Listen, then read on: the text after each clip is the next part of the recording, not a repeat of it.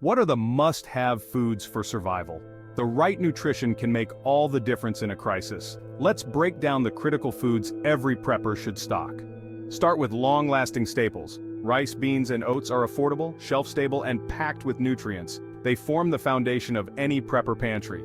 Next, focus on protein. Canned meats, peanut butter, and freeze-dried options are excellent sources of energy.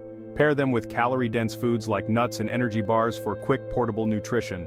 Don't forget fruits and vegetables. Canned or freeze-dried produce provides essential vitamins and variety. Electrolyte powders are also vital for hydration and balance. For long-term emergencies, invest in freeze-dried meals. They're lightweight, nutrient-packed, and require minimal preparation. Finally, consider comfort foods. Chocolate, coffee, or even spices can boost morale during tough times. Proper food storage is key.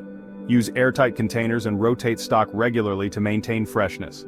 With this guide, you'll be prepared for any situation. Hey, if you like this video and want more info on this topic, click on this video here. You can also get more life-saving information at iSurviveThrive.com. And of course, don't forget to subscribe to our I Survive Thrive YouTube channel. Check the description below this video for helpful links.